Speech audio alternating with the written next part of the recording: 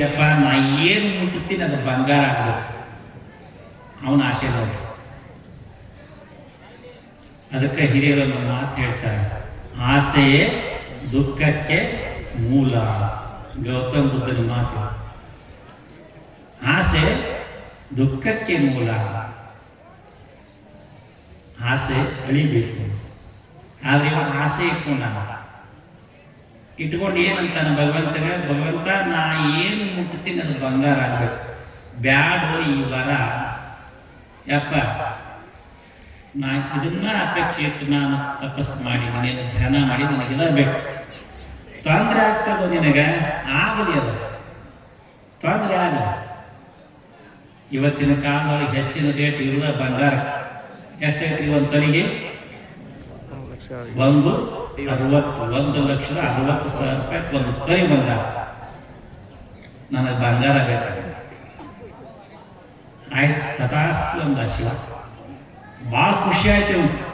ಮುಟ್ಟಿದ್ದೆಲ್ಲ ಬಂಗಾರ ಆಗುವಂತ ವರ ಭಗವಂತನಿಂದ ಪಡ್ಕೊಂಡು ಬಂದಿದೆ ಅಂತ ತಿಳ್ಕೊಂಡು ಖುಷಿಯಾಗಿ ಮನೆಗೆ ಬಂದ. ಸುಮಾರು 11 ದಿನ ಕೂತು ತಪಸ್ಸು ಮಾಡಿದ್ದ. ನೀರಡಿಕೆ ಬಹಳ ಆಗಿತ್ತು, ಪಟ್ಟಿನ ಹಸಿದಿತ್ತು, ಹೆಂಡತಿ ಮುಖ ನೋಡಿದ್ದಿಲ್ಲ, ಮಕ್ಕಳ ಮುಖ ನೋಡಿದ್ದಿಲ್ಲ. ಆತುರದೊಳಗೆ ಅಪೇಕ್ಷೆ ಪಟ್ಟು ವರ ಪಡ್ಕೊಂಡಿದ್ದೀನಿ ಅಂತ ತಿಳ್ಕೊಂಡು ಹೆಂಡತಿಗೆ ಹೇಳ್ಬೇಕು, ಮಕ್ಕಳಿಗೆ ಹೇಳ್ಬೇಕು, ಊಟ ಮಾಡಬೇಕು, ನೀರು ಕುಡಿಬೇಕು ಅಂತ ಹೇಳ್ಕೊಂಡು ಕುಣ್ಕೊಂತ ಮನೆಗೆ ಬರ್ತಾನೆ. ತುಂಬಿದ ಕೊಡ ಹೋದ, ಲೋಟ ಹಿಡ್ದ. ಏನಾಯ್ತು ಲೋಟ?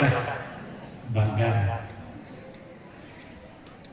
ಚಾವಿ ತಿರುವುದ, ಚಾವಿ ಏನಾಯ್ತು? ಬಂಗಾರ. ಪಳ ಪಳ ಪಳ ಪಳ ನೀರು ಲೋಟದಾಗ ಬಿದ್ದು ಏನಾಯ್ತು? ನೀರು ಬಂಗಾರ. ಕುಡಿದೀರಿ? ಹಾ, ಹೋಗಲಿ ಬಿಡು, ನೀರು ಬಂಗಾರ ಆಯ್ತು. ಖುಷಿಯಾದ. ಹೆಂಡತಿ ಅನ್ನ ಮಾಡಿಟ್ಟಿದ್ರು, ಘಮ ಘಮ ಘಮ ವಾಸನೆ ಬರ್ತಿತ್ತು. ಒಗ್ಗರಣೆ ಅನ್ನ ಹೋಗಿ ತಟ್ಟನ ಹಿಡಿದ ತಟ್ಟೇನಾಯ್ತು? ಅನ್ನ ಮುಟ್ಟದ, ಅನ್ನೇನಾಯ್ತು?